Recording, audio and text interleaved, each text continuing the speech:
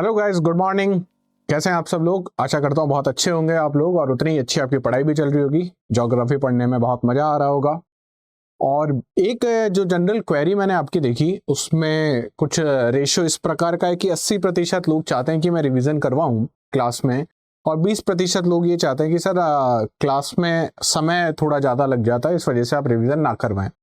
Personally अगर मेरी बात माने तो मैं ये चाहता हूँ कि क्लास में रिविज़न होना चाहिए। क्लास में रिवीजन होने से क्या होता है, जब आप मेरे साथ रिवीजन करते हो तो आपको एक तो ये समझ में आता है कि कौन कौन सी चीजें आपको भी रिवाइज करनी चाहिए थी। दूसरी चीज साथ ही आपको ये भी समझ में आता है कि रिवीजन करने की सही टेक्निक क्या हो सकती है, सही तरीके से रिवीजन कैसे किया जाए। तो मैं चाहूंगा और आप भी धीमे धीमे आपको पता भी लग जाएगा कि रिवीजन क्लास में क्यों जरूरी है। आने वाले टॉपिक्स ये कुछ कंसेप्चुअल टॉपिक है, इसलिए आपको हो सकता है ऐसा लगे कि रिवीजन मैंडेटरी नहीं होना चाहिए, लेकिन आने वाले कुछ जब हम लोग भौतिक भूगोल से आगे बढ़ेंगे तो कुछ टॉपिक्स आपको ऐसे मिलेंगे जिनमें लगातार आपको कुछ फैक्ट्स याद करने पड़ते हैं, उनको रिवाइज करने की जरूरत आपको पड़ेगी। तो वो रिदम बनाने के लिए मुझे शुरू से आपको रिवाइज करते हुए लेके चलना पड़ता है। तो आप बिल्कुल मत घबराइए। और एक ये क्वेरी रहती है कि सर यूट्यूब पे आप अपना सिलेबस पूरा तो करवाएंगे ना।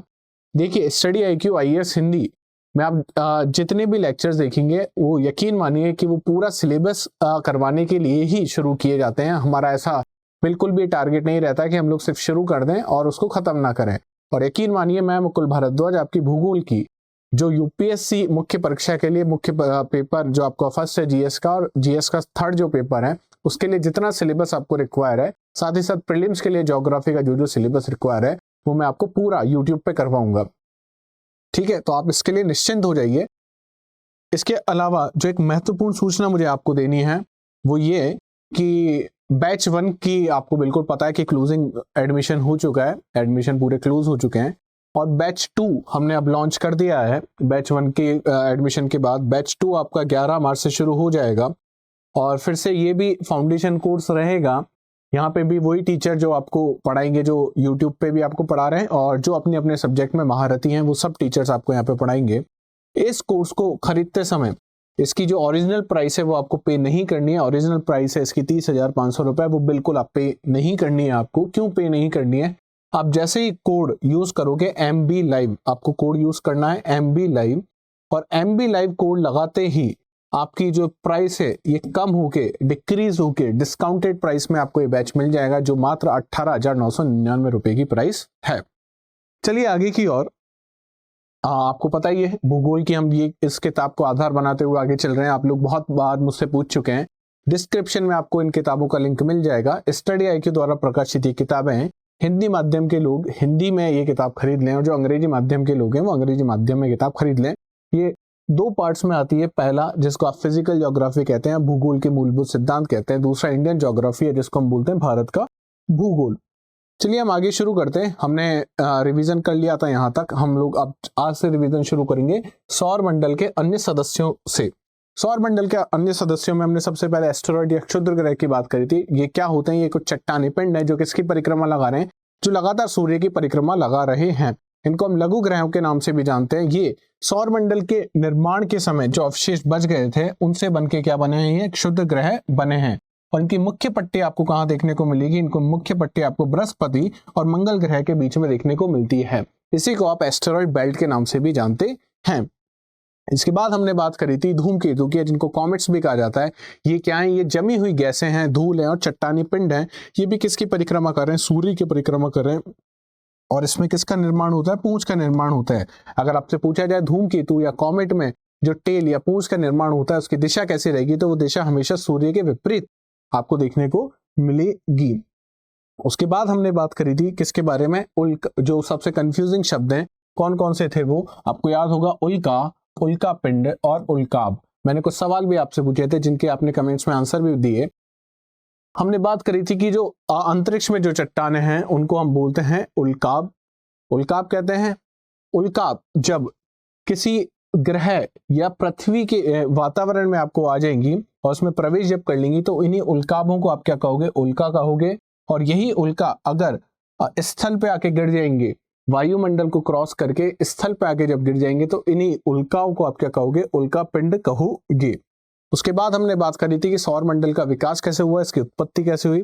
इसमें हमने बात कही थी सबसे पहले गैसीय परिकल्पना जो कांत साहब ने दी थी।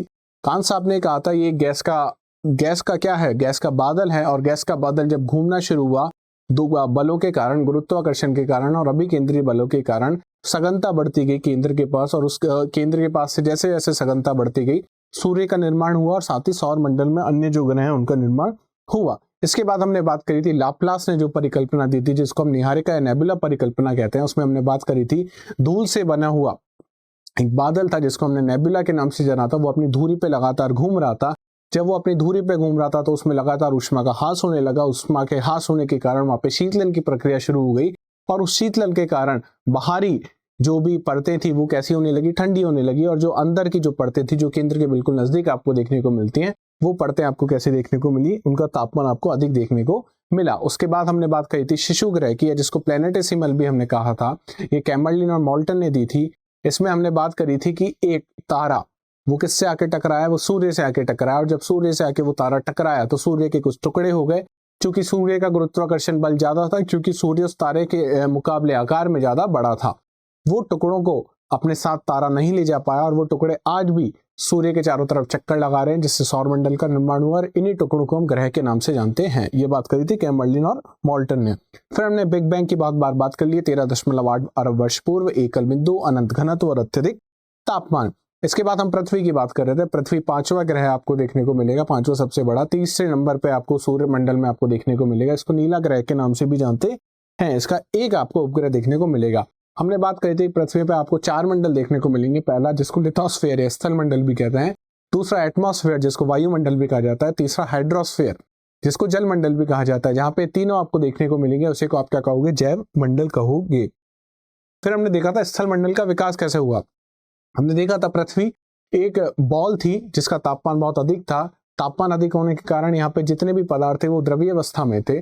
द्रवीय अवस्था के बाद जैसे जैसे तापमान कम होने लगा, ये सब लोग अपने घनत्व के आधार पर, अपने द्रव्यमान के आधार पर बंटना शुरू हो गए, और इसी प्रक्रिया को हमने नाम क्या दिया था, विभेदन कहा था। इसी को हमने देखा तो जो भारी हैं वो सब कहाँ चले गए, वो केंद्र के पास चले गए, और जो हल्के पदार्थ हैं वो सब आपको कहाँ देखने को मिले, सतह के पास पास देखने को मिले। विभेदन 2 चरण में हुआ था। पहला चरण आपने पढ़ा, दूसरा चरण हमने देखा था कि जब चंद्रमा की उत्पत्ति हुई। चंद्रमा की उत्पत्ति कैसे हुई कि एक तारा था, वो तारा जब पृथ्वी से आके टकराया तो पृथ्वी पे क्या हुआ, उस कॉलिजन के कारण, उस एक्सीडेंट के कारण पृथ्वी का तापमान फिर से बढ़ने लगा, और फिर से विभेदन की दूसरी प्रक्रिया शुरू हो गई। और इसी प्रक्रिया के दौरान पृथ्वी में आपको बहुत सारी परतें देखने को मिली, और उन परतों को हम किस नाम से जानते हैं, और परतों को हम नाम से जानते हैं, कोर के नाम से जानते हैं, मेंटल के नाम से जानते हैं, और भूपर्पटी के नाम से जानते हैं। इसके बाद हमने बात करी थी कि वायुमंडल का विकास कैसे हुआ। वायुमंडल के विकास की हमने 3 अवस्थाओं के बारे में बात करी थी। पहली अवस्था ये थी कि जब सौर पवनें जो थी वो उन्होंने क्या किया, वायुमंडल जो था, आदि काल का जो वायुमंडल था पृथ्वी पे उपस्थित, तो उसमें हाइड्रोजन और हीलियम बहुत ज्यादा थी, वो अपने साथ उड़ा के ले गया। दूसरी अवस्था में ये हुआ, या दूसरे चरण में ये हुआ कि जब पृथ्वी धीमे धीमे ठंडा हो रही है तो नीचे स्थल से बहुत सारी गैसें बाहर निकली। वो गैसें जल वाष्प के रूप में भी बाहर निकली, और वो जल वाष्प जब ऊपर पहुंचे और ठंडे होके बादल बने, संघनन की प्रक्रिया के बाद जब बादल बने, और बादल बन के जब उन्होंने बारिश शुरू करी या वर्षा शुरू जब उन्होंने किया, तो किसका निर्माण हुआ, तो जल मंडल का निर्माण हुआ। और तीसरी अवस्था हमने पढ़ी थी प्रकाश संश्लेषण। जब जीवन सिर्फ कहाँ पे मौजूद था, जब जल मंडल में मौजूद था, जल मंडल या महासागरों में जब जीवन था, तो बहुत छोटे छोटे पादप, उन्होंने क्या शुरू किया, प्रकाश संश्लेषण की क्रिया शुरू करी, जिससे ऑक्सीजन की उत्पत्ति भी हुई। ये हमने बात करी थी किसकी, वायुमंडल के विकास की। स्थल मंडल का विकास भी अब आप जान चुके हैं। इसमें जो सबसे इंपॉर्टेंट चीज थी वो हमने पढ़ा था, उसको हम कहते हैं गैस उत्सर्जन कहते हैं, जिसको अंग्रेजी में डी गैसिंग भी कहा जाता है। इसके बाद हमने बात करी कि इसके जलमंडल के विकास की। जलमंडल में आपको एक शब्द जो अच्छे से आपको याद होना चाहिए वो कौन सा है, संघनन आपको याद होना चाहिए, कंडेंसेशन। उसके बाद हमने बात करी थी कि महासागर कितने पुराने हैं, 400 करोड़ साल पुराने हैं। सबसे पहले जीव आपको कहाँ देखने को मिला था, 380 करोड़ साल पहले आपको देखने को मिला था, वो महासागरों में आया था। 250 से 300 करोड़ साल पहले प्रकाश संश्लेषण की क्रिया शुरू हुई। ये हमने बात हो चुकी थी। हमने ये भी देखा था कि सबसे पहले जो जैव मंडल या बायोस्फीयर जिसको कहते हैं, वो भी कहाँ विकसित हुआ, जल मंडल में विकसित हुआ। और सबसे पहले कौन सा जीव पृथ्वी पे देखने को मिला है, कौन सा महासागर में देखने को मिला, तो हमने देखा था वो ब्लू ग्रीन शैवाल थी। यहां तक हमारी बात अच्छे से हो चुकी थी। उसके बाद हमने जो थोड़ा सा मुश्किल था, पृथ्वी का भूवैज्ञानिक इतिहास, जिसमें हमने बहुत सारी चीजें याद करी थी, उसके बारे में चर्चा शुरू करी थी। उसमें अब आपको ये टेबल याद हो चुकी होगी, मैं फिर से आपको अच्छे से रिवाइज करवा देता हूँ। हमने बात करी थी सबसे पहले टेबल उल्टे से पढ़ना शुरू करना है। हमने देखा था बिग बैंग, सुपरनोवा और ओरिजिन ऑफ स्टार्स, इन सब की ये सब कब हुए, तो हमको सब ये पता है कि ये कब कब हुए थे। आप सबको पता है कि सूर्य की उत्पत्ति कब हुई, आपको सबको पता है कि बिग बैंग कब हुआ था। इसके बाद हम लोग आगे बढ़े। आगे बढ़ने के बाद हमने देखा यहाँ पे हमने 3 चीजें पढ़ी थी, जिनका नाम हमने पढ़ा था हैप के नाम से, HAP। एच से हमने पढ़ा था हेडियन, ए से हमने पढ़ा था आर्कियन और पी से हमने पढ़ा था प्रोटेरोजोइक। हमने पढ़ा था हेडियन, आर्कियन और प्रोटेरोजोइक। हिंदी में भी इनको आप देखोगे तो इसी नाम से जानोगे आप, इनको कहा जाता है हेडियन, आर्कियन और प्रोटेरोजोइक। प्रोटेरोजोइक को आप हिंदी में कभी कभी प्राग जीव के नाम से भी जानते हैं। ये क्या थे, ये सब हम पढ़ेंगे, ईयन थे। ईयन जो समय का सबसे बड़ा आपको हिस्सा देखने को मिलेगा, उसी को आप क्या कहते हो, ईयन कहते हो। इसके बाद हमने बात करी थी, यहाँ पे आपको क्या देखने को मिलेगा, एरा, जिसको हम महाकल्प भी कहते हैं। ये कौन सा महाकल्प था, यहाँ पे प्री कैम्ब्रियन आपको महाकल्प देखने को मिलेगा। प्री कैम्ब्रियन किससे पहले था, वो कैम्ब्रियन से पहले था, इसलिए इसका नाम क्या था, प्री कैम्ब्रियन। ये अगर प्री कैम्ब्रियन तो इसके बाद आपको क्या देखने को मिलेगा, कैम्ब्रियन। इसको हमने याद करने की कोशिश करी थी, जो आपको याद होगा क्या था, cos D C P. Cos DCP से हमने याद करने की कोशिश की थी, जो था Cambrian, Ordovician, Silurian, Devonian, Carboniferous और पर्मियन। ये अब आपको याद हो चुका होगा। ये सारे क्या थे, ये सब कल्प थे, तो इनका कुछ महाकल्प भी था, तो उसका नाम क्या था, पैलियोजोइक उसका नाम था। पैलियोजोइक के बाद जोइक नाम से हमने 3 चीजें और पढ़ी थी, पैलियोजोइक, मीसोजोइक और सीनोजोइक। मीसोजोइक में हमने देखा था 3 चीजें आपको देखने को मिलेगी, जिसमें एक मूवी के नाम पे भी है, ट्रायसिक, जुरासिक और क्रिटेशियस। ट्रायसिक, जुरासिक और क्रिटेशियस। इसके बाद हमने देखा सीनियोजोइक को हमने 2 भागों में विभाजित किया।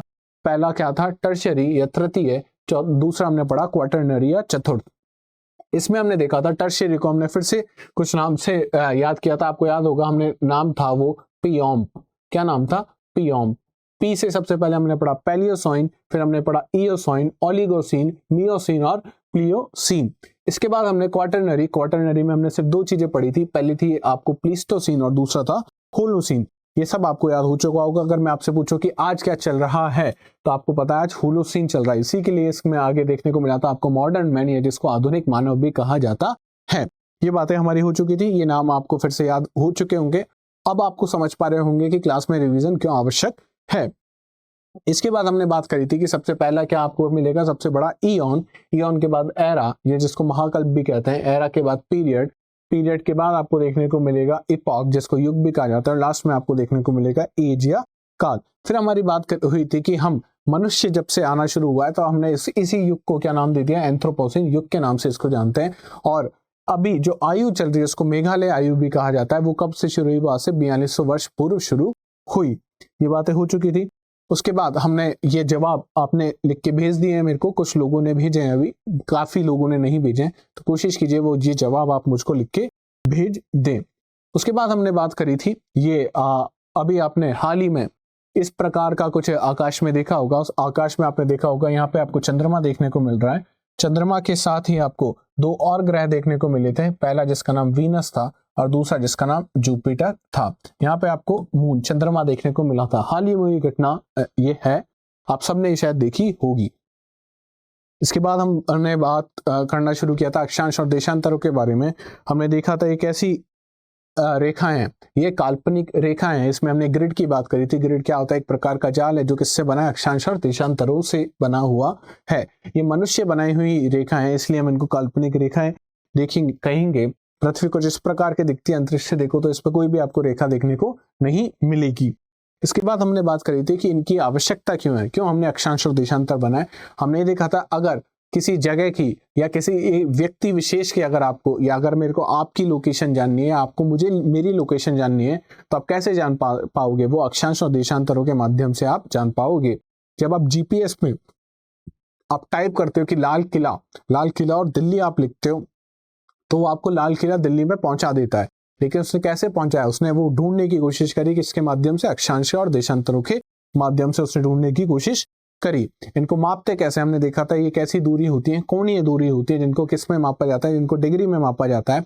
डिग्री को और किन भागों में विभाजित कर सकते हो? आप डिग्री को आप देखोगे, 1 डिग्री 60 मिनट के बराबर होती है, वहीं पे 1 मिनट कितने सेकंड के बराबर होती है? 60 सेकंड के बराबर होती है। दोनों का आपको साइन भी याद होगा। ये किसका साइन है? ये साइन है मिनट का, जिसमें आपको एक ऊपर कॉमा लगा हुआ दिखेगा और दूसरा किस में मिलेगा आपको? 2। ये बात हमारी हो चुकी थी। इसके बाद हमने बात करना शुरू करना है आज से कि अक्षांश क्या होते हैं, देशांतर क्या होते हैं और क्या क्या इनके अनुप्रयोग आपको इंडिविजुअली या इनके अकेले अक्षांश के अनुप्रयोग क्या मिलेंगे और देशांतर के अनुप्रयोग आपको क्या मिलेंगे। अक्षांश और देशांतरों की अगर मैं बात करूं, सबसे बड़ा अक्षांश या सबसे महत्वपूर्ण अक्षांश क्या है? देखो, जब अक्षांश करने की बात है कि अक्षांश कैसे डिसाइड किए जाएं, तो हमने सबसे पहले ये सोचा कि ऐसा अक्षांश बताते हैं जो पृथ्वी को 2 बराबर भागों में बांटे। अक्षांश को आप ये देखोगे, अक्षांशों को अंग्रेजी में कहा जाता है, अक्षांश को अंग्रेजी में क्या कहते हैं हम लोग? अक्षांश को हम अंग्रेजी में कहते हैं लैटिट्यूड। क्या कहते हैं? लैटिट्यूड। यहां पे आप देखोगे एक शब्द आपको मिलेगा लेटी। तो जो रेखाएं लेटी हुई हैं, वो क्या है? वो है अक्षांश। बात क्लियर होगी? जो रेखाएं लेटी हुई हैं वो कैसी है? अक्षांश। अब हमको एक ऐसी लेटी हुई रेखा बनानी थी इस पे जो पृथ्वी को 2 बराबर भागों में क्या करे? विभाजित करे। तो हमने ऐसी रेखा बनाई जो पृथ्वी को 2 बराबर भागों में क्या कर रही है? विभाजित कर रही है। ऐसी रेखा जब हमने बनाई तो हमने देखा ये कहां से भी गुजर रही है? ये गुजर रही है पृथ्वी के केंद्र से भी गुजर रही है। अगर मैं इसको 2D में देखूं तो आप पाओगे कि पृथ्वी के कहां से गुजर रही है? केंद्र से गुजर रही है। लेकिन हमको पता है पृथ्वी 2D तो है नहीं, पृथ्वी कैसा है? पृथ्वी 3D है। 3D में अगर देखोगे तो अगर 2D में आपकी रेखा बन रही है तो 3D में वो पूरा क्या बन रहा होगा? वो वृत्त बन रहा होगा। क्या बन रहा होगा? वृत्त बन रहा होगा। तो अभी हम कह देते हैं कि कौन है? भूमध्य रेखा है या कर्क रेखा है या मकर रेखा है, लेकिन इन रियलिटी अगर आप इसको पृथ्वी पे बनाओगे, 3D फिगर में आप बनाओगे तो आप उसको क्या मिलेंगे? आपको वृत्त देखने को मिलेंगे। तो ऐसी रेखा जो पृथ्वी को 2 बराबर भागों में विभाजित कर रही है, हमने इसको नाम दिया भूमध्य रेखा। ऐसी रेखा जो अर्थात पृथ्वी के कहां से होके गुजर रही है? मध्य से होके गुजर रही है, उसको हमने क्या नाम दिया? भूमध्य रेखा। इसी को हम किस नाम से भी जानते हैं? इसको हम इक्वेटर के नाम से भी जानते हैं, या इसी को विषुवत रेखा भी कहा जाता है। इक्वेटर से ये समझ में आना चाहिए, जो इक्वेटर शब्द है वो किससे मिलके बना है? वो इक्वल शब्द से मिलके बना है। तो ऐसी रेखा जो पृथ्वी को 2 इक्वल पार्ट्स में या 2 बराबर हिस्सों में बांटे, उसे को आप क्या कहोगे? इक्वेटर कहोगे, या उसे को आप भूमध्य रेखा के नाम से जानते हो। ठीक है। अब एक बात हमने ये देखा था, ये कैसी दूरियां होती हैं? ये दूरी हैं सारी की सारी कोणीय। कैसी दूरी है? कोणीय दूरी है। हमने देखा था कोण कैसे मापा जाता है? ये कोई केंद्र बिंदु है, यहां से इसकी आपको A से B के बीच में आपको कोणीय दूरी ज्ञात करनी है। तो आपने D को कहां पे रखा? D को आप केंद्र पे रखोगे, सेंटर उसका, और केंद्र पे सेंटर रख के आप ये जो कोण है इसको माप लोगे। मानो ये आया 35 डिग्री, तो आपने क्या दिया? इन दोनों के बीच की कोणीय दूरी कितनी है? 35 डिग्री। अब आप सोचिए कि अगर मुझे केंद्र और ऐसी रेखा है जो केंद्र से होके ही गुजर रही है, ऐसी रेखा की क्या मापनी है? कोणीय दूरी मापनी है। तो आप कैसे नापेंगे? तो आप मापेंगे, यहाँ पे D आपने रखा, यहाँ पे आपने D रखा, और आपने जैसे कोण मापने शुरू किया तो आप देखेंगे कि 0 डिग्री पे ही खत्म हो गया। ये 0 डिग्री इसके बीच में क्या देखने को मिली? कोणीय दूरी देखने को मिली। तो ऐसी रेखा जो केंद्र से होके गुजर रही है, अगर आप उसका कोण मापने की कोशिश करोगे तो वो कितना आएगा? वो आएगा 0 डिग्री।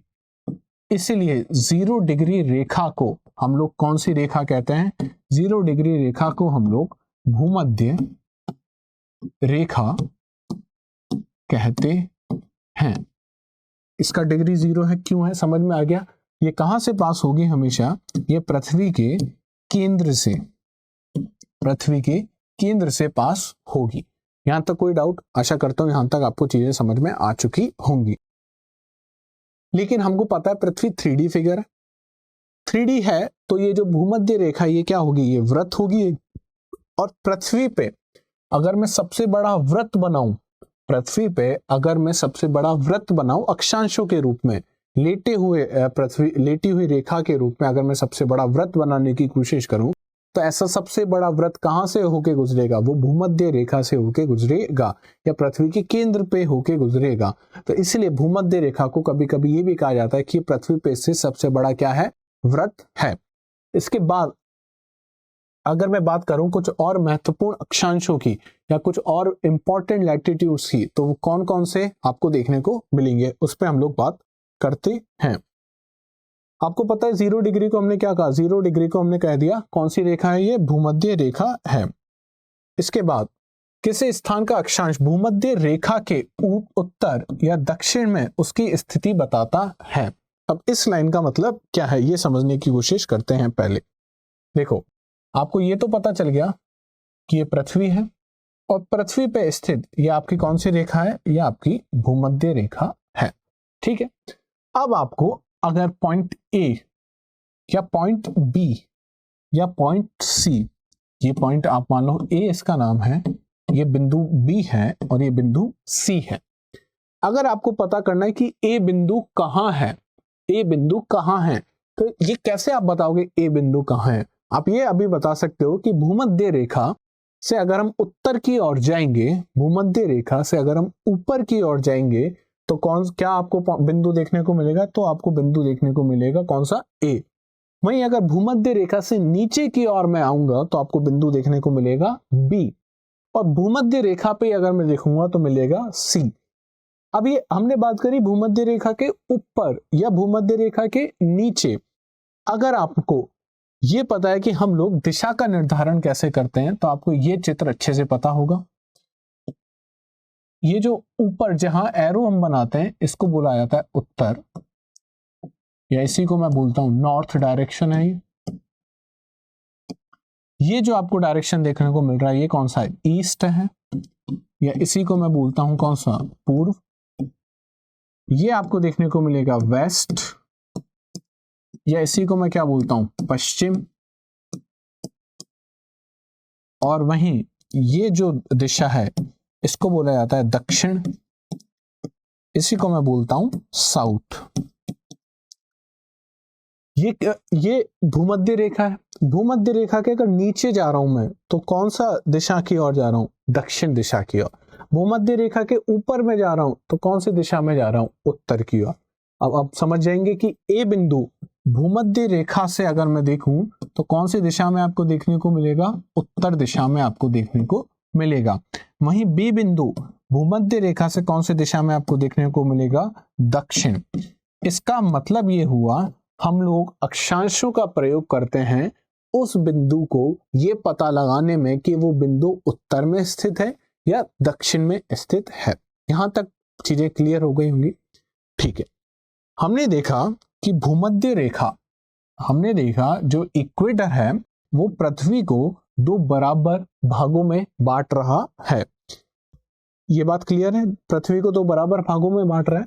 ये वाला जो चीज है, ये जो भूमध्य रेखा के ऊपर या मैं कहूं भूमध्य रेखा के उत्तर में जो आपको देखने को मिल रहा है, ये उत्तर आपको देखने को मिलेगा, और ये आपको क्या देखने को मिलेगा? दक्षिण आपको देखने को मिलेगा। उत्तर जो है इसी को बोला जाता है उत्तरी गोलार्ध। इसको हम कौन सा गोलार्ध कहते हैं? उत्तरी गोलार्ध। गोलार्ध मतलब इस गोले का वो आधा हिस्सा जो भूमध्य रेखा से उत्तर की दिशा में स्थित है, उस गोलार्ध को हम क्या कहेंगे? उत्तरी गोलार्ध कहेंगे। गोले का वो हिस्सा जो दक्षिण में स्थित है, किसके मुकाबले? भूमध्य रेखा से हम देखें तो कहां स्थित है? दक्षिण में स्थित है, तो उसी को मैं कहूंगा दक्षिणी गोलार्ध। उसको मैं क्या कहूंगा? दक्षिणी गोलार्ध। अंग्रेजी में इसी को बोला जाता है नॉर्दर्न हेमिस्फीयर। Northern hemisphere. और दक्षिणी गोलार्ध को हम लोग अंग्रेजी भाषा में बोलते हैं सदर्न हेमिस्फीयर। अब आप समझ गए होंगे क्यों हम इनको उत्तरी गोलार्ध और क्यों इनको दक्षिणी गोलार्ध बोलते हैं, क्योंकि भूमध्य रेखा से ही उत्तर में स्थित है और यही दक्षिण में स्थित है। यहां तक की चीजें क्लियर हो चुकी होंगी। उसके बाद ये कैसे व्रत मिलेंगे आपको, जितने भी अक्षांश है वो समानांतर व्रत देखने को मिलेंगे। ऐसा क्यों होता है ये समझने की कोशिश करते हैं। देखो अभी पृथ्वी भूल जाइए, सब चीजें भूल जाइए, है ना। अभी हम पहले मापने की कोशिश करते हैं 0 डिग्री। ये रेखा है 0 डिग्री की रेखा, ठीक है। ये जो रेखा मैं अब बना रहा हूं ये मानो 10 डिग्री की रेखा मैंने बनाई। ये 0 डिग्री की, ये 10 डिग्री की। इसके ऊपर मैंने बनाई रेखा 20 डिग्री की। इसके ऊपर मैंने रेखा बनाई 30 डिग्री की, ठीक है। रेखाएं बनती जा रही है। आप ये सब रेखाएं देखोगे तो इन दोनों रेखाओं के बीच में 10 डिग्री का अंतर है, इन दोनों के बीच में 10 डिग्री का अंतर है, इन दोनों के बीच में भी 10 डिग्री का अंतर है। बराबर बराबर आपको क्या दिख रही है, दूरी देखने को मिल रही है। तो ऐसी रेखाएं जिनके मध्य आपको बराबर दूरी देखने को मिले, ऐसी रेखा जिनके मध्य आपको कैसी दूरी देखने को मिले, बराबर दूरी देखने को मिले, इन्हीं रेखाओं को हम लोग कैसी रेखा कहेंगे, इन्हीं रेखाओं को हम समानांतर रेखा कहेंगे। इन्हीं रेखाओं को हम कौन सी रेखा कहेंगे, समानांतर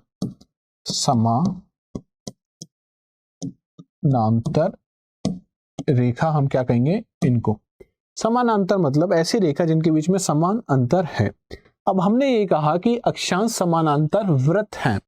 हमको ये पता है कि अक्षांश अगर 3D में आप बना रहे हो, पृथ्वी पे अगर बना रहे हो, पृथ्वी चूंकि 3D है, जब 3D पे आप लाइनें बनाओगे तो वो क्या बन जाएंगी, वो वृत्त बन जाएंगी। यहाँ पे जो मैं रेखाओं के बीच में आपको अंतर बता रहा हूं, अगर पृथ्वी पे मुझे देखनी है तो वो किसके बीच में अंतर होगा, वो वृत्त के बीच में अंतर होगा।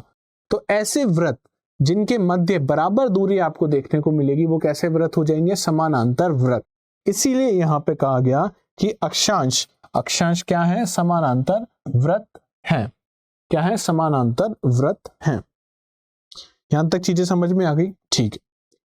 इसके बाद एक और चीज हमको यहाँ पे समझनी है, वो क्या कि पृथ्वी पे जब भी अक्षांशों की बात की जाती है तो उसके आगे या तो ऊ लिखा होगा उत्तर, या द लिखा होगा जिससे रिप्रेजेंट होता है दक्षिण।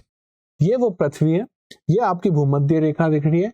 भूमध्य रेखा में अब हमें ये पता है, इसको हम लोग उत्तरी गोलार्ध के नाम से जानते हैं या नॉर्दर्न हेमिस्फीयर के नाम से भी जानते हैं, और इसको हम लोग दक्षिणी गोलार्ध के नाम से जानते हैं। किस नाम से जानते हैं, दक्षिणी गोलार्ध के नाम से जानते हैं, ठीक है।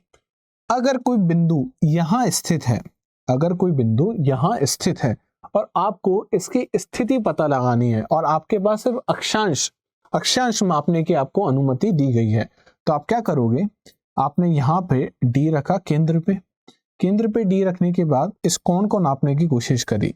इस कोण को मापा आपने और पाया कि ये कोण कितने डिग्री का है। ये कोण आपको मिला 90 डिग्री का कोण। कितना मिला, 90 डिग्री का कोण। तो आप इस बिंदु को कहोगे, क्या कहोगे, इस बिंदु को आप कहोगे ये है 90 डिग्री दक्षिण, 90 डिग्री दक्षिण। इसका मतलब अगर कहीं पे आपको ये 90 डिग्री दक्षिण देखने को मिले, इसका मतलब ये कितने डिग्री का कोण बना रहा है, ये बना रहा है 90 डिग्री का कोण। कौन सी दिशा में बना रहा है, भूमध्य रेखा से उत्तर में बना रहा है या दक्षिण में, ये दक्षिण में बना रहा है। अब मतलब समझ में आ रहा है कि क्यों उत्तर और क्यों दक्षिण लिखा जाता है। अगर यही बिंदु आप सोचिए यहाँ पे होता कहीं, तो आप यहाँ पे भी क्या करते, कौन मापते और ये कौन कुछ इस प्रकार आपको देखने को मिलता। ये समझिए कौन आया आपका 45 डिग्री का, तो आप इसको लिखते 45 डिग्री उत्तर। क्या लिखते, 45 डिग्री उत्तर या 45 डिग्री नॉर्थ। इसका मतलब कौन तो कितना है 45 डिग्री का, लेकिन दिशा कौन सी है, उत्तर। अब आपको समझ में आ गया होगा कि अक्षांशों के पीछे क्यों तो दक्षिण लिखा जाता है और क्यों आपको उत्तर लिखा दिखता है। यहां तक चीजें क्लियर हो चुकी हैं। इसके बाद अगर आप आगे चलोगे तो कुछ महत्वपूर्ण अक्षांश हमको पढ़ने हैं। कुछ महत्वपूर्ण क्या पढ़ने हैं, अक्षांश। महत्वपूर्ण अक्षांश पढ़ने का एक आपको महत्वपूर्ण अक्षांश अब आपको पता लग चुका है, वो कितना है, 0 डिग्री।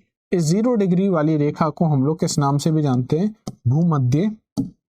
भूमध्य रेखा के नाम से भी जानते हैं।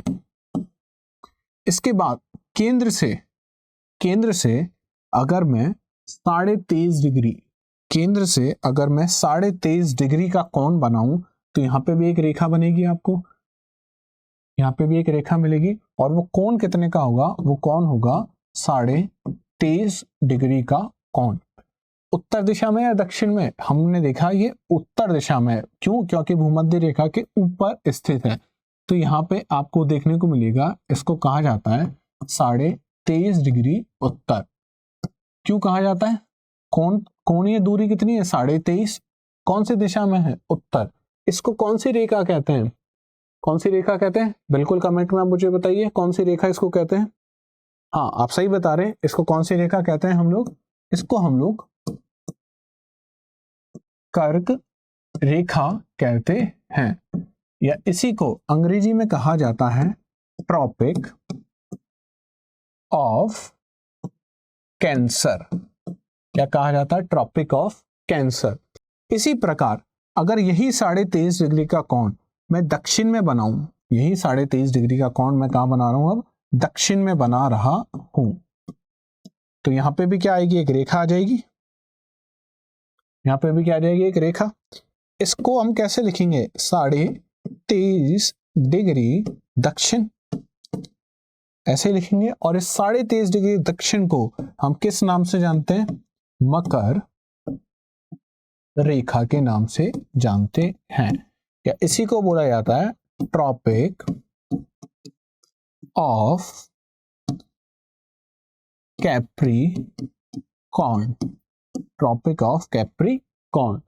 आशा करता हूं यहां तक आपको चीजें समझ में आ गई होंगी कि क्या होती है कर्क रेखा, क्यों 23.5 डिग्री है, और क्या होती है भूमध्य रेखा, और क्या होती है मकर रेखा। इनके पीछे क्यों उत्तर लिखा जाता है और क्यों यहाँ पे दक्षिण लिखा जाता है।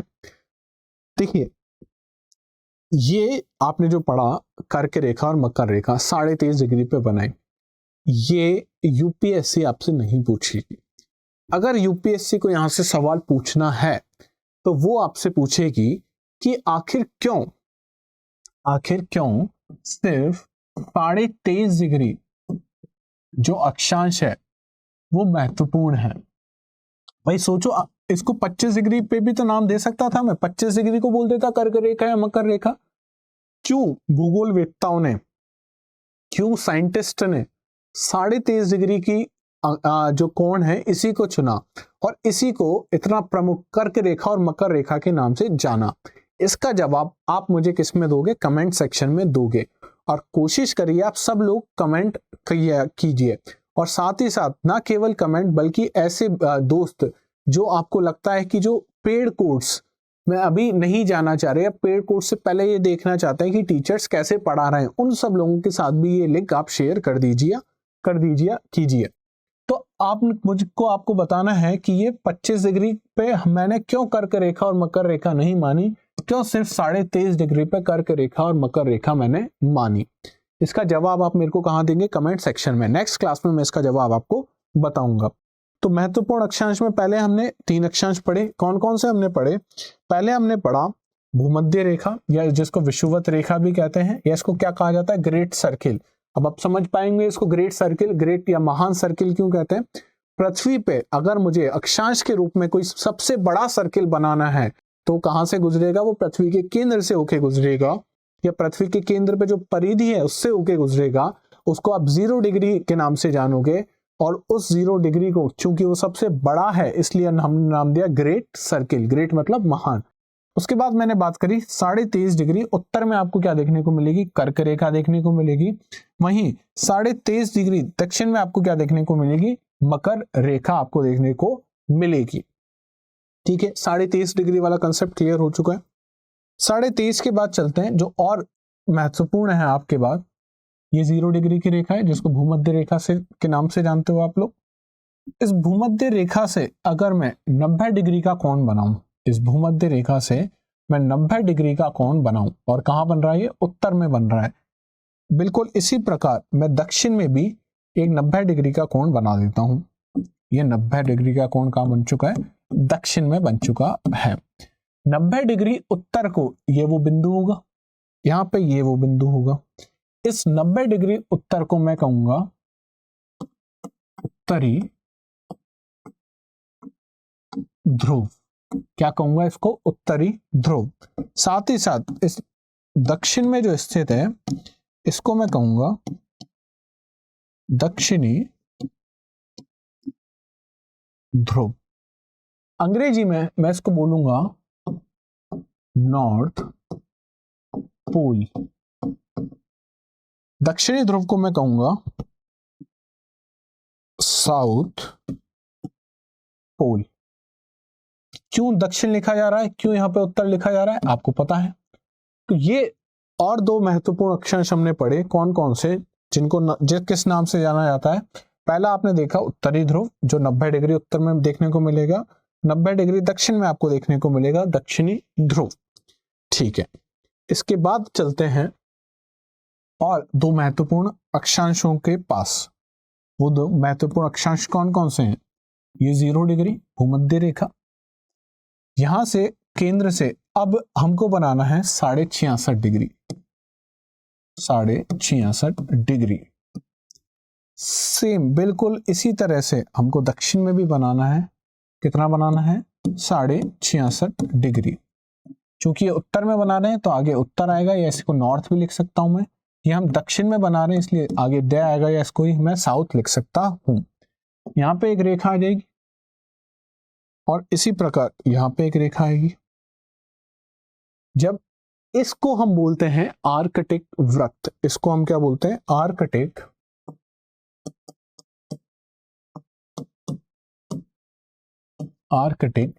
वृत्त। अब मैं ये आपसे उम्मीद करता हूं कि अब आप यहां पे ये कंफ्यूज नहीं हुए होंगे कि हमने 23.5 डिग्री को तो बोला था रेखा, कर्क रेखा या मकर रेखा, वहीं 66.5 डिग्री को हम बोल रहे हैं वृत्त, आर्कटिक वृत्त। और इसी प्रकार जो दक्षिण में स्थित है उसको बोला जाता है अंटार्कटिक वृत्त, उसको बोला जाता है अंटार्कटिक वृत्त। क्यों वृत्त बोला जा रहा है और क्यों उनको रेखा बोला गया था। रेखा, आप इनको भी रेखा बोल सकते हो, लेकिन कब, जब आप 2D में इनको देखोगे तो आप आर्कटिक रेखा बोल दोगे, अंटार्कटिक रेखा बोल दोगे। लेकिन पृथ्वी कैसी है, 3D में है, क्योंकि हम 3D में देख रहे हैं तो हम इसको बोलते हैं वृत्त। और ये कौन सा वृत्त है, 66.5 पर आर्कटिक वृत्त आपको देखने को मिलेगा। वहीं 66.5 दक्षिण में अगर देखोगे तो कौन सा वृत्त देखने को मिलेगा, अंटार्कटिक वृत्त। तो ये दो महत्वपूर्ण अक्षांश और हैं जो अब आप समझ चुके हैं, वो कहां पे स्थित है, 66.5 डिग्री पे। इसको बोला जाता है आर्कटिक वृत्त और इसको बोला जाता है अंटार्कटिक वृत्त।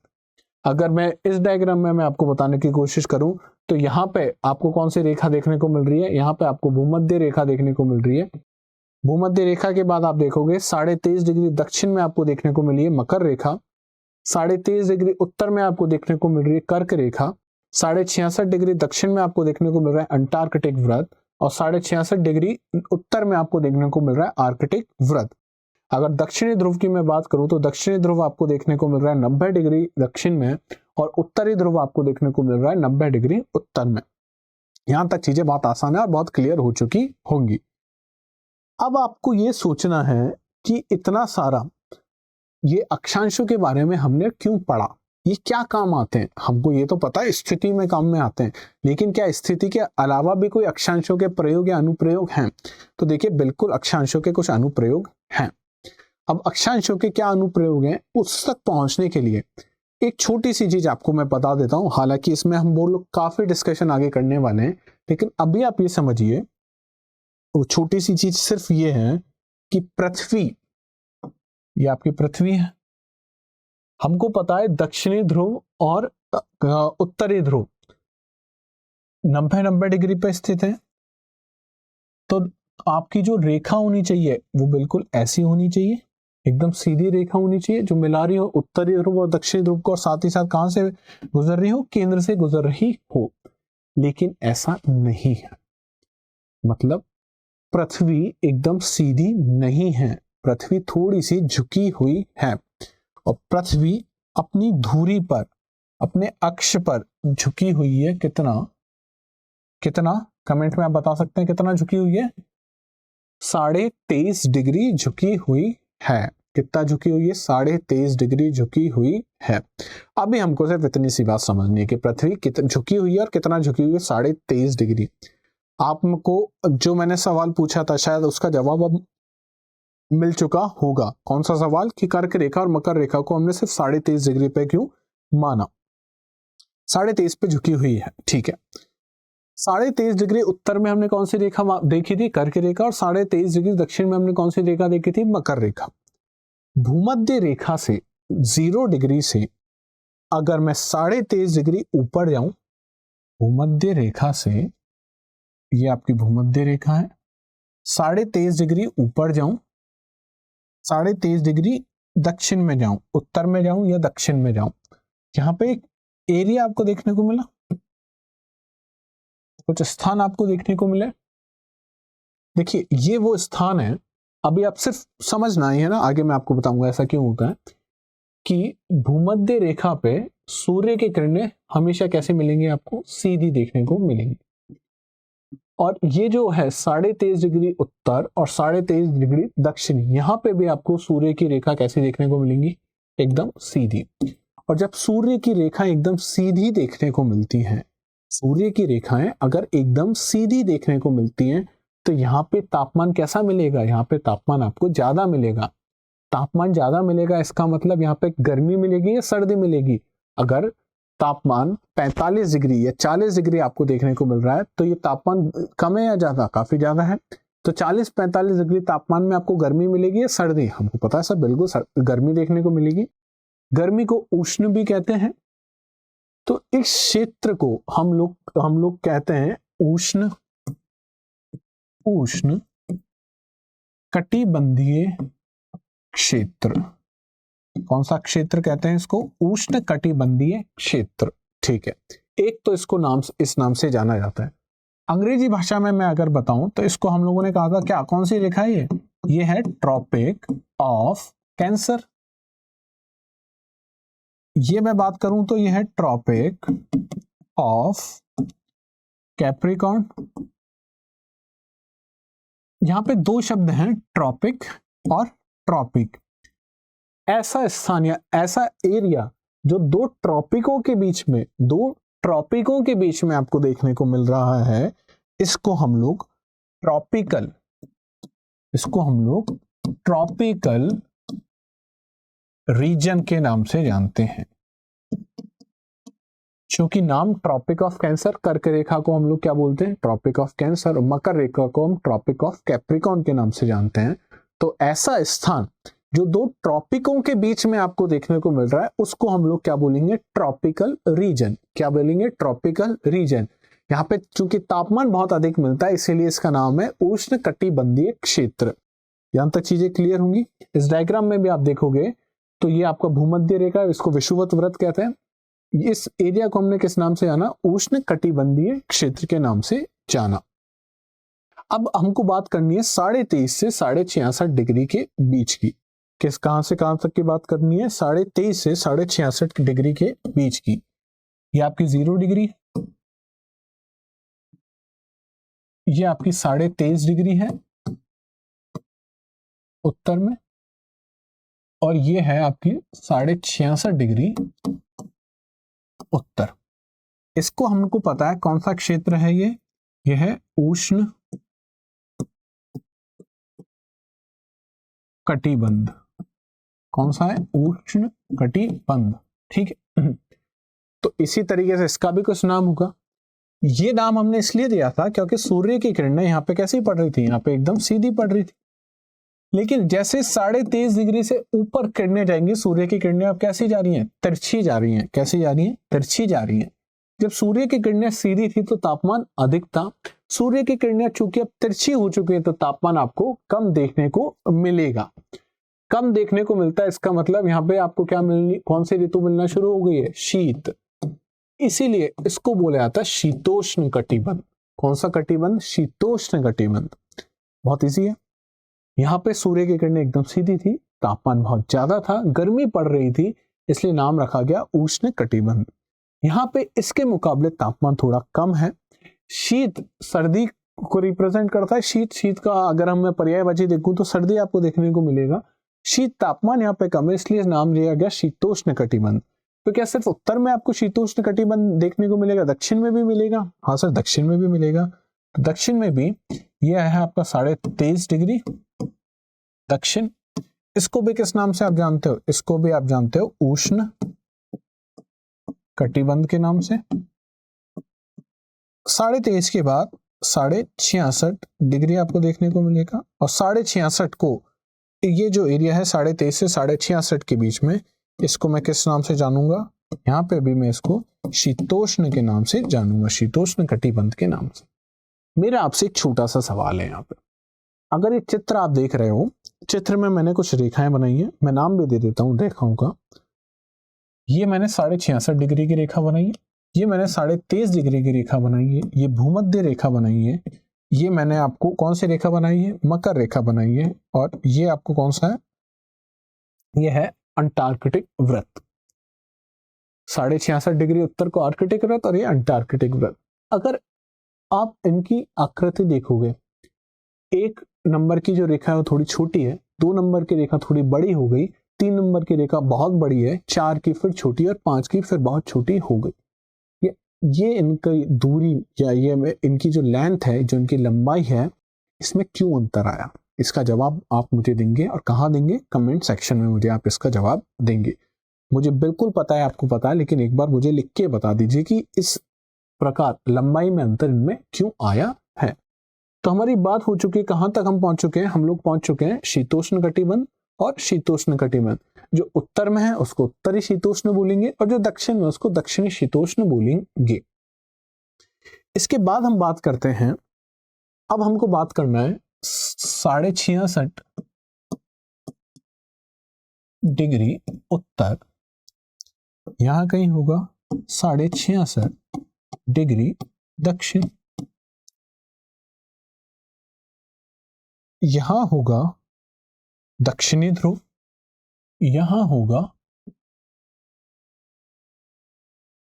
उत्तरी ध्रुव, और ये होगा आपका दक्षिणी ध्रुव। ठीक है, यहां तक हमको बात हो चुकी थी, शीतोष्ण कटिबंध कहेंगे इसको। अब 66.5 से 90 डिग्री, 90 डिग्री उत्तर, और 66.5 से 90 डिग्री दक्षिण। अब सूर्य की किरणें बहुत तिरछी पड़ रही है, बहुत तिरछी मतलब तापमान बहुत कम होगा, यहाँ पे तापमान बहुत कम होगा, तो कैसा क्षेत्र होगा? बहुत ठंडा होगा, इनको बोला जाता है शीत कटिबंध। क्या कहते हैं उसको हम लोग? शीत कटिबंध। ठीक, मैं अंग्रेजी में भी नाम बता देता हूं। पहला आपको पता ही है, जो 23.5 डिग्री उत्तर और 23.5 डिग्री दक्षिण के मध्य वाला जो इलाका है, जो 2 ट्रॉपिक्स के बीच का इलाका है, उसको हमने नाम दिया था ट्रॉपिकल रीजन। 23.5 से 66.5 के बीच में आपको जो रीजन देखने को मिलता है, उसको, जिसको हमने शीतोष्ण बोला था, अंग्रेजी में उसको टेम्परेट बोलते हैं। क्या बोलते हैं हम लोग उसको? Temperate region. मैं लिख भी देता हूं आपको, इसको हम लोग बोलेंगे टेम्परेट।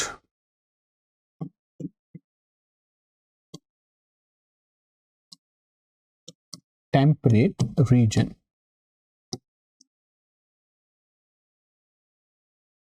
और इसको भी हम कौन सा रीजन बोलेंगे? टेम्परेट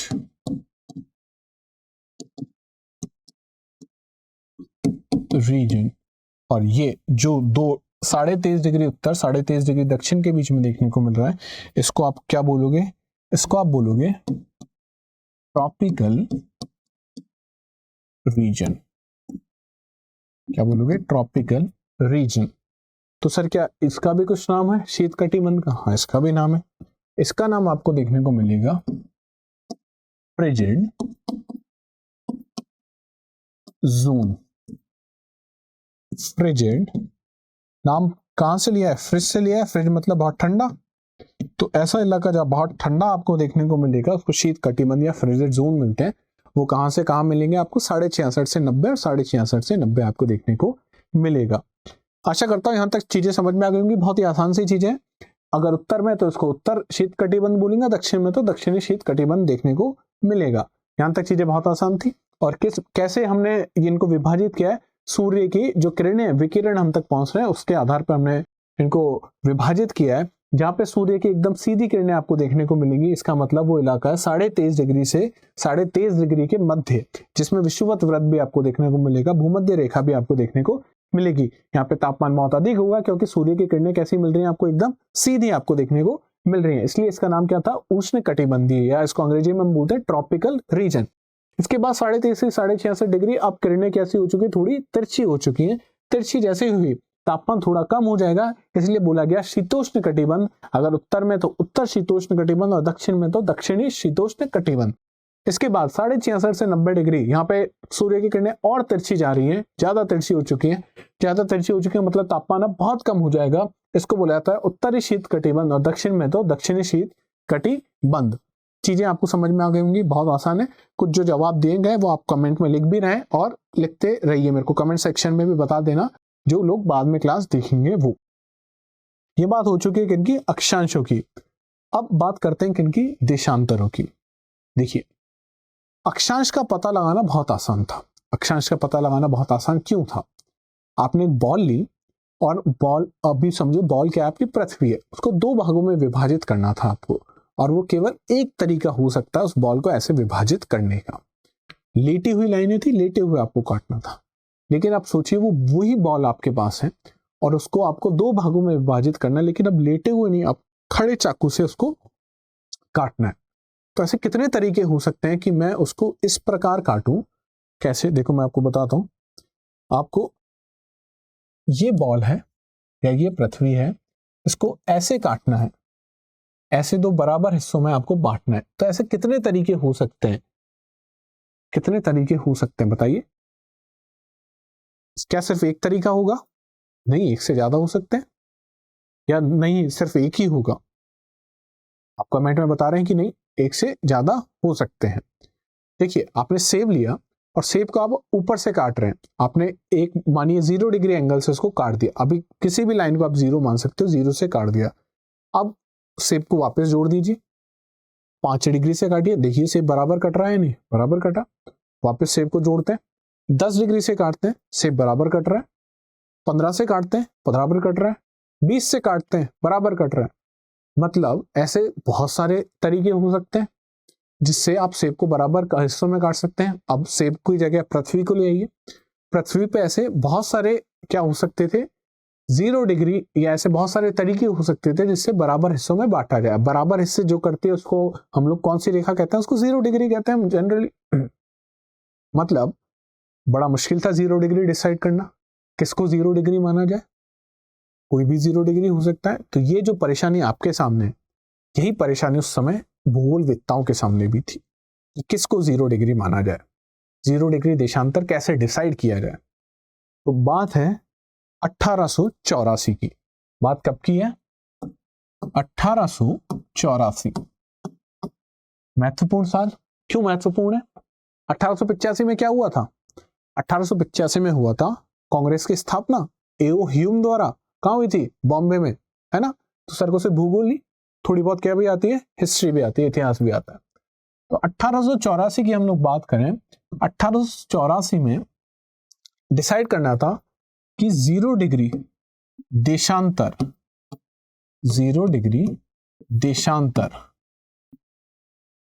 डिसाइड करनी थी कि भाई किसको 0 डिग्री देशांतर कह रहा है।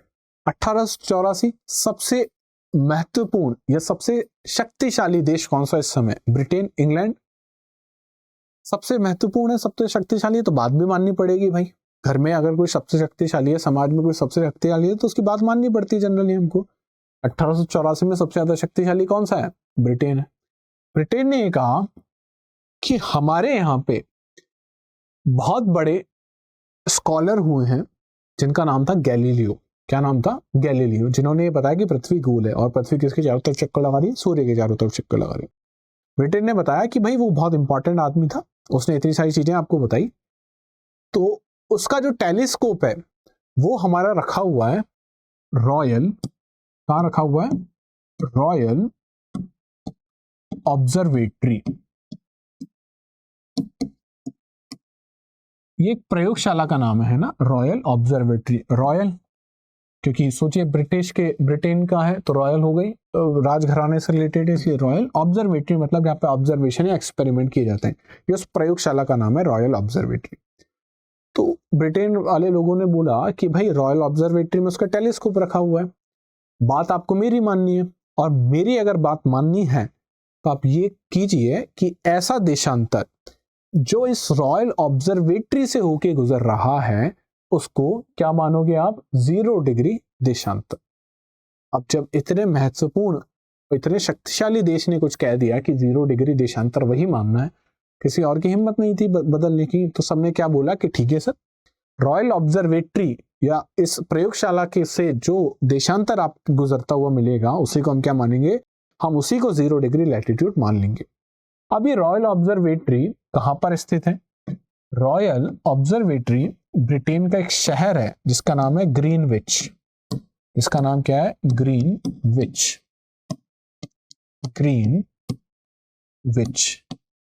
ग्रीनविच एक शहर है ब्रिटेन का, वहां पे रॉयल ऑब्जर्वेटरी स्थित है और वहीं से क्या गुजरनी है, 0 डिग्री देशांतर।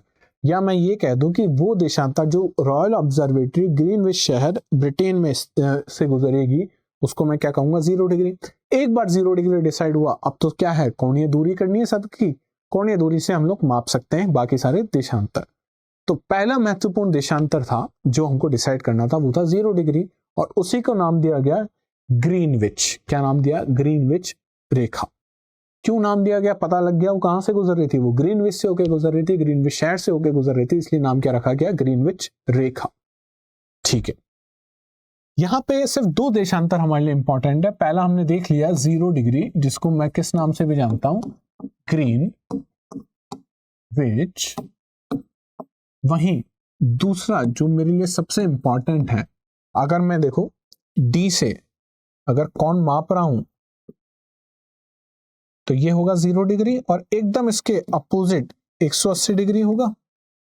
तो अर्थ, पृथ्वी गोला है, उस गोले पे आपने एक तरफ 0 डिग्री बना लिया, एक तरफ 0 डिग्री कोणीय दूरी माप ली, इसके बिल्कुल अपोजिट, इसके बिल्कुल विपरीत मैं देखूंगा तो कौन सी लाइन मिलेगी आपको, 180 डिग्री की। इस 180 डिग्री की लाइन को बोला गया अंतरराष्ट्रीय तिथि रेखा। क्या बोला गया? अंतरराष्ट्रीय तिथि रेखा। 2 महत्वपूर्ण देशांतर, 0 डिग्री जिसका नाम क्या रखा गया, ग्रीनविच रेखा या ग्रीनविच लाइन बोला जाता है उसको, और दूसरा 180 डिग्री, 180 डिग्री को हमने क्या बोला, अंतरराष्ट्रीय तिथि रेखा। जैसा आपको पता है कि भूमध्य रेखा के ऊपर या उत्तर में कोई स्थित है तो उसको बोला जाता है उत्तरी गोलार्ध, और भूमध्य रेखा के नीचे अगर कुछ है तो उसको बोला जाता है दक्षिणी गोलार्ध। इसी प्रकार इस ग्रीनविच 0 डिग्री के अगर कुछ पूर्व में स्थित है या कुछ पश्चिम में स्थित है, या वो पृथ्वी का हिस्सा जो इसके पूर्व में स्थित है, तो मैं इसको बोलूंगा पूर्वी गोलार्ध। क्या बोलूंगा? पूर्वी गोलार्ध। और पश्चिम में स्थित है तो बोलूंगा पश्चिमी गोलार्ध। इसको बोला जाता है ईस्टर्न हेमिस्फीयर। इसको बोलूंगा मैं वेस्टर्न हेमिस्फीयर। चीजें क्लियर है? इसका मतलब अगर कोई कोण मेरे को मापना है वो 10 डिग्री का, या इस बिंदु की मेरे को देशांतर मापना है, और मैंने यहां से कोण मापना शुरू करा, पाया कि वो 25 डिग्री पर है, और 25 डिग्री पे एक देशांतर बनेगा। यहाँ पे देशांतर अगर बनेगा तो मैं कहूंगा 25 डिग्री पूर्व, और यहां पे कुछ है तो यहां पे कोई देशांतर बनेगा, मानो वो आया 40 डिग्री पे, तो मैं कहूंगा 40 डिग्री पश्चिम। यहां तक चीजें आपको क्लियर होंगी? जैसे हमने देखा था अक्षांशों के कुछ अनुप्रयोग होते हैं, तो देशांतर के भी कुछ अनुप्रयोग होते होंगे। बिल्कुल, देशांतर के भी कुछ अनुप्रयोग होते हैं। क्या अनुप्रयोग होते हैं? देशांतर से हम लोग क्या निर्धारित करते हैं? हम निर्धारित करते हैं समय का। देशांतरों के 2 महत्वपूर्ण अनुप्रयोग होंगे। पहला, समय निर्धारण के काम में क्या आता है? देशांतर। और दूसरा, तिथि। लेकिन एक बार अगर आपने समय निर्धारण कर लिया तो तिथि अपने आप हो जाती है। तो सबसे महत्वपूर्ण जो चीज है देशांतर के अनुप्रयोग की, वो क्या है, समय का निर्धारण। समय का निर्धारण कैसे किया जाए? आज तो आपके पास घड़ी है तो आप बता सकते हो कितने बज रहे हैं, आप बता दोगे सर अभी 8:30 बज रहे हैं, 8:45 बज रहे हैं, 9 बजने वाले। लेकिन मानो आपके पास घड़ी नहीं है, तो आप कैसे बताओगे कि क्या बज रहा है? अब ये मत बोलना सर मोबाइल देख के बता देंगे, है ना। अगर घड़ी नहीं है तो मोबाइल में भी समय नहीं आ रहा होगा, मोबाइल में समय नहीं आ रहा, कंप्यूटर में समय नहीं आ रहा, कहीं पे समय नहीं आ रहा, तो आप कैसे बता पाओगे? आप कहोगे सूरज को देख के बता देंगे, लेकिन सूरज को देख के भी एग्जैक्ट समय बताना कि भाई 9:01 और 27 सेकंड हो गए, ये आप कैसे बता पाओगे? नहीं बता पाओगे। इसके लिए आपको क्या चाहिए? आपको देशांतर चाहिए। अब देशांतर से कैसे इसका पता लगाया जाए? देखो, देशांतर से पता लगाने के लिए हमने ये डिसाइड किया पहले तो कि 0 डिग्री कहां पे, ग्रीनविच।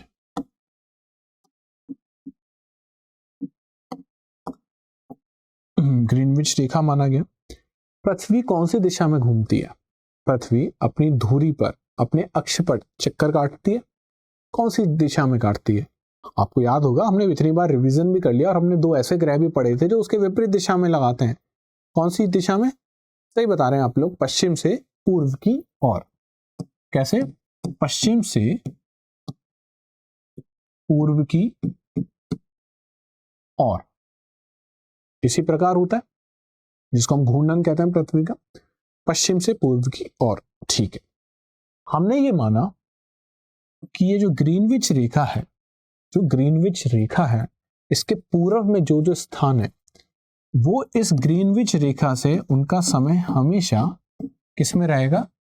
प्लस में रहेगा। इसका मतलब अगर यहाँ पे 12 बज रहे होंगे तो कहीं यहाँ पे कहीं 2 बज रहा होगा, कहीं 3 बज रहा होगा, कहीं 4 बज रहा होगा। ऐसा क्यों हो रहा है? क्योंकि पृथ्वी पश्चिम से पूर्व की ओर जा रही है।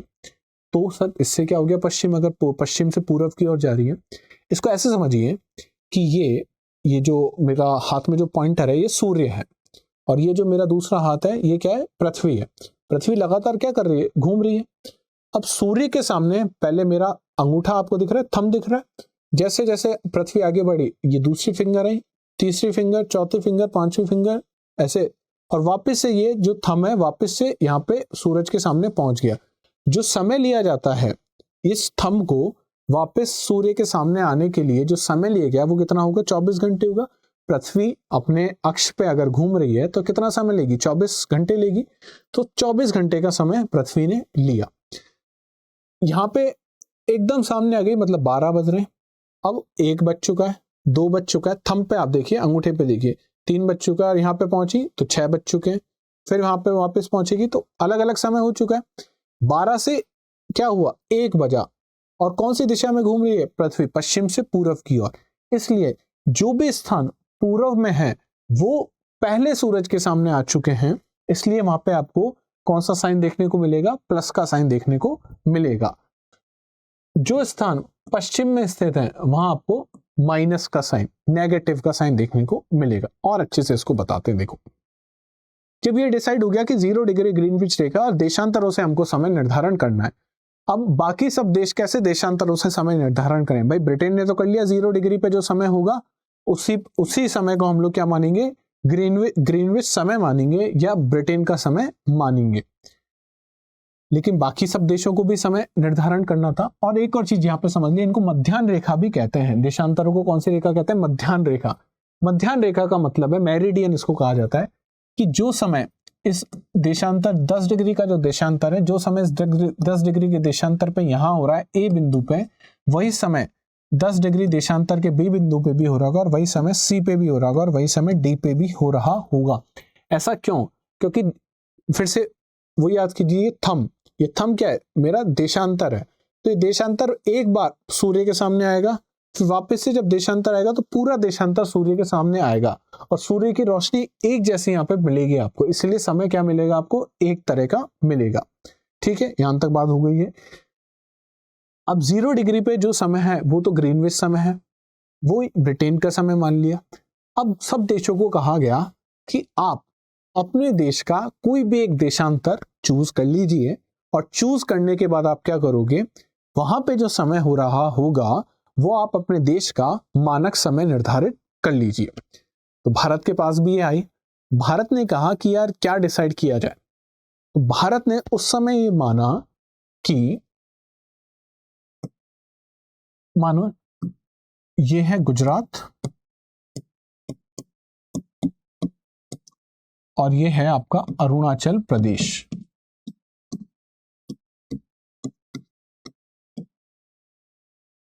देशांतर होंगे कुछ इसके देशांतर होंगे।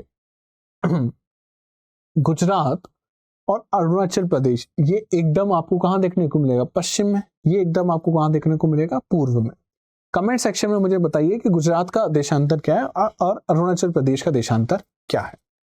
इन दोनों के मध्य में कोई ऐसा देशांतर रहा होगा जिसकी दूरी गुजरात से भी करीब करीब उतनी होगी और उतनी ही करीब करीब अरुणाचल प्रदेश से होगी। मानिए इसकी दूरी ये x है और ये भी कितनी है? करीब करीब x। तो ऐसा स्थान हमने चूज करा जो अरुणाचल प्रदेश से भी x दूरी पर था और गुजरात से भी x दूरी पर था। इसका देशांतर जब हमने निकाला तो हमने पाया वो आया 82.5 डिग्री। अब ये बताइए पूर्व आएगा पश्चिम? चूंकि भारत ब्रिटेन के पूर्व में स्थित है इसलिए यहां पे आपको क्या देखने को मिला? पूर्व देखने को मिला। भारत ने कहा कि 82.5 डिग्री को हम लोग हमारी मानक रेखा मानेंगे और 82.5 डिग्री पे जो समय होगा उसको हम बोलेंगे IST। IST का मतलब इंडियन स्टैंडर्ड टाइम, भारतीय मानक समय। भारत सरकार ने डिसाइड कर लिया। अब इस 82.5 डिग्री पे कितना समय हो रहा होगा ये कैसे डिसाइड किया जाए? बहुत आसान है। देखो आपने वैसे तो बहुत बार देखा भी होगा कि लिखा होता है IST या मैं कहूं भारतीय मानक समय बराबर होता है GMT ग्रीनविच मेरिडियन या मध्याह्न समय। यहां पे प्लस याद आ रहा है क्यों है प्लस? भारत कौन सी दिशा में स्थित है? ब्रिटेन के मुकाबले आप देखोगे नक्शे में पूर्व में स्थित है इसलिए प्लस, और यहां पे लिखा रहता है 5.5। ये 5.5 कैसे आया? आपको ये तो पता चल गया प्लस कैसे आया। अब ये देख रहे हैं 5.5 कैसे आया। ठीक है देखा जाए। यह है मानो आपकी ग्रीनविच रेखा जो कितने डिग्री पर है? 0 डिग्री पर है। इसका समय मैं अभी मान लेता हूं यहां पे बज रहे हैं दोपहर के 1। कितना बज रहा है? दोपहर का 1 यहां पे बज रहा है। ठीक है दोपहर का 1 बज रहा है। यहां पे कुछ अन्य देशांतर होंगे। मानो यहां पे 10 डिग्री देशांतर होगा, यहां पे 20 डिग्री देशांतर होगा। इस प्रकार यहां पे बहुत सारे देशांतर होने के साथ साथ हम पहुंच जाएंगे कहीं पे जिसका नाम है 82.5 डिग्री। ठीक है चूंकि कौन सी दिशा में स्थित है? ये सब है पूर्व दिशा में स्थित, इसलिए साइन कौन सा आएगा? प्लस का आएगा। और यही अगर भारत पश्चिम में स्थित होगा था 82.5 डिग्री पश्चिम अगर हम मापते तो कौन सा साइन आता? तो आता माइनस का साइन। अब 5.5 कैसे आया इसको और समझने की कोशिश करते हैं। पृथ्वी को अपने अक्ष पे घूमने के लिए कितना समय चाहिए? 24 घंटे चाहिए। और अगर मैं डिग्री में देखूं तो 24 घंटे में पृथ्वी 360 डिग्री कवर कर रही है। भाई यहाँ पे 0 डिग्री है, 0 से चली 90 पे पहुंची, 90 के बाद फिर 180 पे पहुंची, 180 के बाद 270 पे पहुंची और 270 से वापस 360 पे पहुंच गई। ऐसा ही होता है भाई। अगर मैं सर्किल लूं, सर्किल पे ये मापूं, ये 0 डिग्री है। पृथ्वी यहां से चलना शुरू हुई, यह आपका सूर्य था। पृथ्वी चली यहां पे 90 डिग्री पे पहुंची, यहां पे 180 डिग्री पे पहुंची, यहां पे 270 डिग्री पे पहुंची और यहां पे वापस 360 डिग्री पे पहुंच गई। इसका मतलब जब पृथ्वी अपने अक्ष पे घूम रही है तो एक बार 24 घंटे में उसको कितना डिग्री कवर कर रही है, वो कितना डिस्टेंस वो चल रही है, कितना दूरी वो चल रही है, 360 डिग्री चल रही है। इसका मतलब मैं ये कह सकता हूं कि 24 घंटे 24 आवर्स 24 घंटे बराबर हो गए 360 डिग्री के। हाँ या ना? अगर मुझे ये निकालना पड़े कि 1 घंटे में पृथ्वी कितना चली तो मैं इसको लिख सकता हूं 360 डिग्री बटा 24, हाँ या ना। ये करीब करीब आप जब काटोगे तो कितना आएगा, ये आएगा, देखो अब मैं काट के भी आपको बता देता हूं कैसे होता है ये। अगर मैं इसको 2 से काटूं तो 2 एकम 2 और 2 दूनी 4, और 2 से काटूं 2 एकम 2, 2 अट्ठे 16 और 0, फिर 2 से कट सकता है 2 छिक्की 12 और 2 से काटूं तो 90, फिर 2 से कट जाएगा, या मैं कहूं 15 से हम लोग काट देते हैं तो 15 छिक कितना होता है 90 डिग्री, तो यहां पे क्या आ जाएगा 90, 15 आ गया यहाँ पे। 1 घंटे में पृथ्वी कितना चली 15 डिग्री चली। इस 1 घंटे को मैं ये लिख सकता हूं, आप बताना 60 मिनट लिख सकता हूं, 60 मिनट बराबर कितना हो गया 15 डिग्री। लिखा जा सकता है 1 घंटे को 60 मिनट, 60 मिनट बराबर पृथ्वी कितना चली 15 मिनट या 15 डिग्री चली। अब मैं ये लिख सकता हूं कि आप मुझे बताइए 15 डिग्री चलने के लिए पृथ्वी को लगे 60 मिनट, ये भी लिखा जा सकता है, या इसी को मैं ये भी लिख सकता हूं 60 मिनट में पृथ्वी कितनी चली 15 डिग्री, दोनों एक ही बात है, लिखी जा सकती है, ठीक है। इसको आगे लेते हुए चलता हूं मैं कहूं अगर पृथ्वी को 1 डिग्री चलने में कितना समय लगेगा, पृथ्वी को 1 डिग्री चलने में कितना समय लगेगा, तो यहां पे जो 15 था वो नीचे चला जाएगा इसके, और 15 को आप काटोगे तो ये हो जाएगा 15 चौक 60, तो 1 डिग्री चलने के लिए पृथ्वी को कितना समय लगा 15 मिनट। और आपको ये पता है कि 1 घंटा चलने के लिए 1 घंटे में पृथ्वी कितना चली 15 डिग्री चली, ठीक है। यहां तक कोई इशू है नहीं, बहुत आसान सी कैलकुलेशन है। आप देखोगे तो 360 बराबर 24 था, आपने क्या किया 1 घंटे में निकाल लिए, 1 घंटे में आपने निकाला तो पता चला कि 15 डिग्री, और फिर आपने क्या किया 1 मिनट में कितना चलती है 4 डिग्री, ये निकालने की कोशिश कर ली। अब वापस से चलिए 82.5 डिग्री और 0 डिग्री पे, ये आपका 0 डिग्री, 0 डिग्री के बाद हम लोग चलते हैं सबसे पहले 15 डिग्री पे। क्यों चलते हैं आपको समझ में आ जाएगा। देखो अगर यहां पे 1 बज रहा है दोपहर का, तो 15 डिग्री मतलब 1 घंटा, 1 घंटा प्लस का, क्योंकि ये कौन सी दिशा है हम मानते हैं इसको पूर्व। तो जब जैसे 1 घंटा प्लस आप करोगे, प्लस 1 करोगे, तो 1 बजने में अगर 1 घंटा में जोड़ दूं तो यहां पे कितना बज रहा होगा, यहां पे 2 बज रहा होगा। इसी प्रकार हम लोग चलते हैं 30 डिग्री पे, वापस यहां पे क्या करना होगा 1 घंटा जोड़ना पड़ेगा, क्यों, क्योंकि 15 डिग्री हम आगे चले। अगर यहाँ पे 2 बज रहे हैं तो यहाँ पे कितना बज रहे होंगे, यहाँ पे 3 बज रहे होंगे। इसी प्रकार मैं और आगे चलता हूं, यहाँ पे लिखता हूं 45, फिर क्या करना होगा 1 घंटा जोड़ना पड़ेगा, यहाँ पे 3 बज रहे थे तो यहाँ पे कितने बजेंगे 4।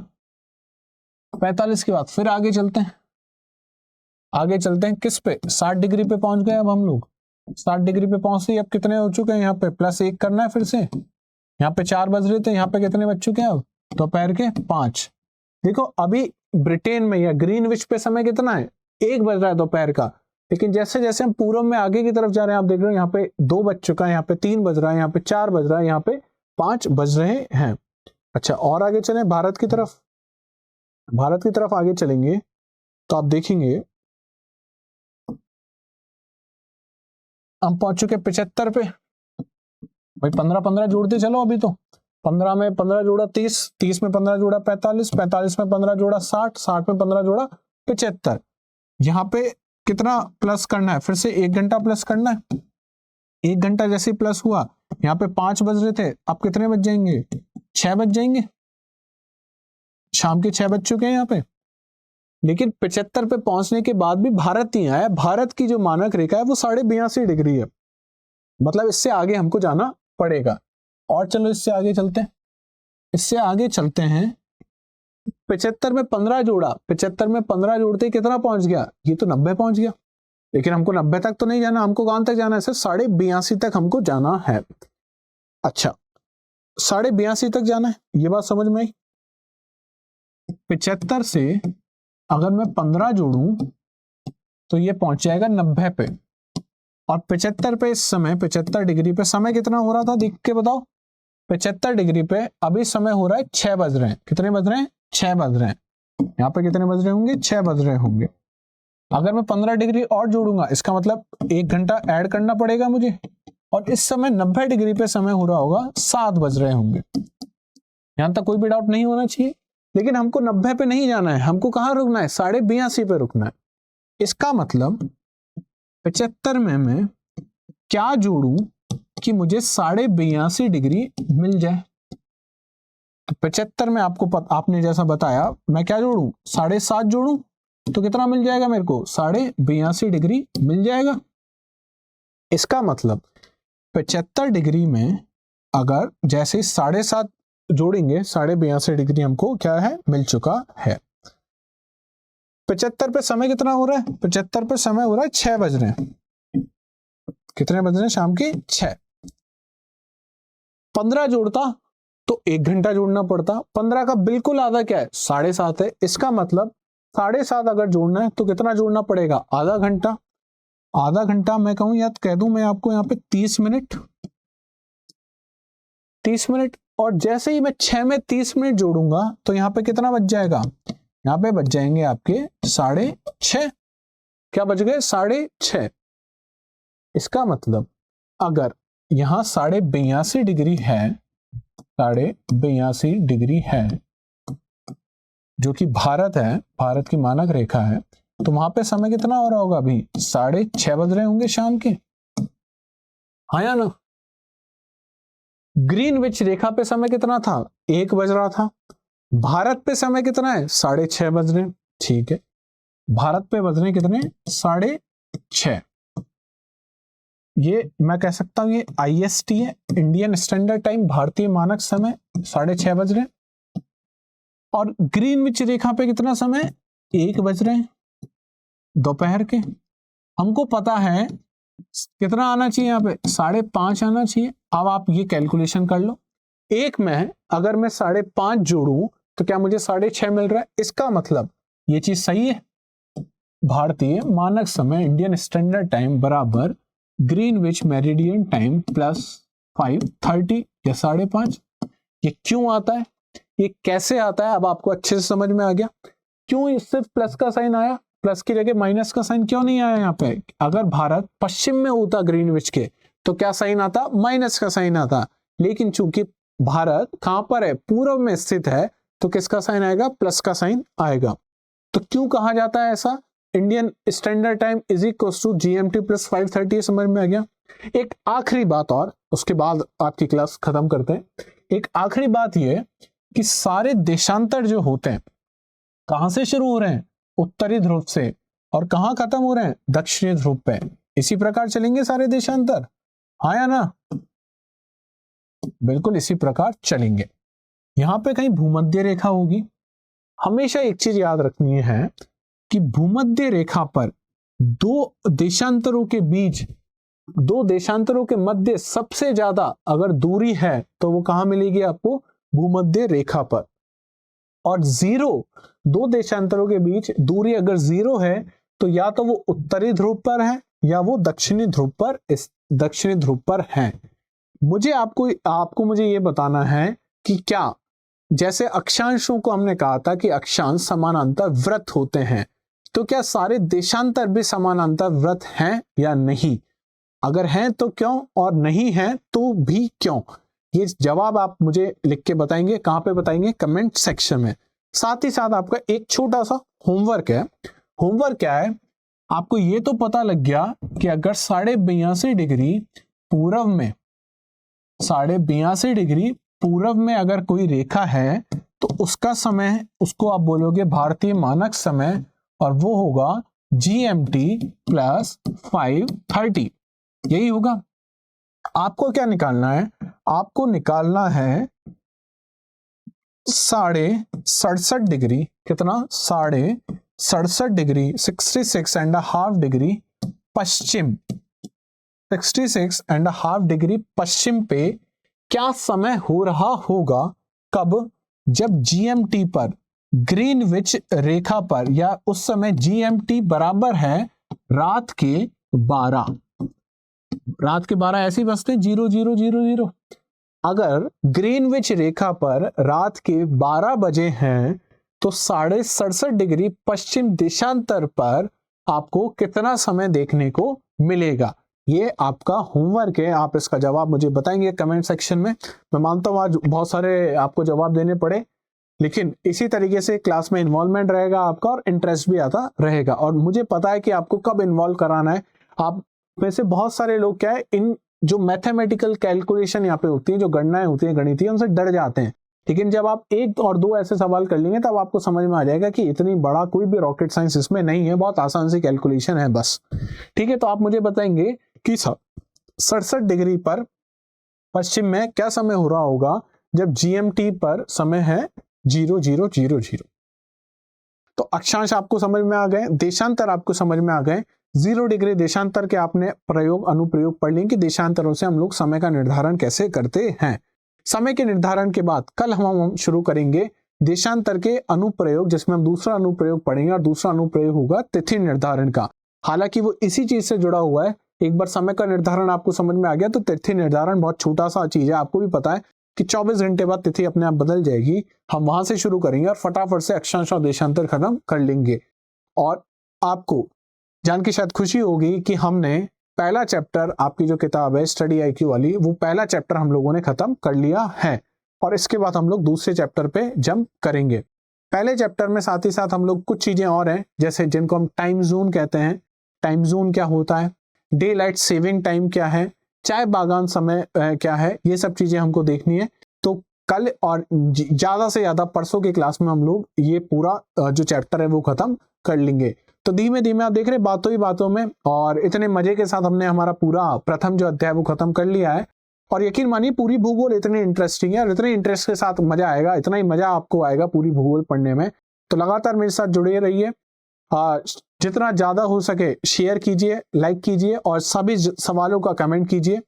PDF की आप चिंता बिल्कुल मत कीजिए। PDF आपको कहाँ मिल जाएगी? मुकुल भारद्वाज ज्योग्राफी नाम से टेलीग्राम चैनल है, वहां पे आपको सारे लेक्चरों की PDF मिल जाएगी। उसमें 1-2 दिन का डिले हो सकता है, लेकिन मिल वो पक्के से आपको जाएगी। ऐसा नहीं होगा कि PDF आपसे मेरे को छुपा के रखनी, आपको नहीं देनी है, वो मिल जाएगी। ठीक है, और लगातार बने रहिए, पढ़ते रहिए, भूगोल और स्टडी IQ के साथ जुड़े रहिए। साथ ही साथ मैं फिर से बता रहा हूँ, इस बार थोड़ा जल्दी करना होगा आपको। क्या जल्दी करना होगा? अगर आपको एडमिशन लेना है सेकेंड बैच में, जो UPSC के लिए आधारित, UPSC के लिए है, जो फाउंडेशन बैच है, वो 11 मार्च से शुरू हो रहा है। फटाफट से इसमें भी एडमिशन शुरू हो गए हैं, एनरोल करना शुरू हो गए हैं लोग। और अगर मैक्सिमम डिस्काउंट आपको इसमें चाहिए तो आपको कोड लगाना है, कौन सा है? MB Live। MB Live code लगाते ही कोर्स की प्राइस मात्र कितनी रह जाएगी? आपकी 18,999 रुपए रह जाएगी। इसके अलावा भी अगर आपको स्टडी IQ का कोई भी कोर्स बाय करना है तो MB कोड आप लगा सकते हैं, MB Live कोड, और उससे आपको मैक्सिमम डिस्काउंट आपको वहां पे देखने को मिल जाएगा। तो तब कल फिर मिलते हैं इसी समय। तब तक के लिए बने रहिए लगातार स्टडी IQ IAS के साथ। थैंक यू, धन्यवाद, जय हिंद, जय भारत। हिंदी में UPSC की तैयारी से संबंधित प्रोग्राम्स को देखने के लिए सब्सक्राइब करें स्टडी IQ IAS हिंदी।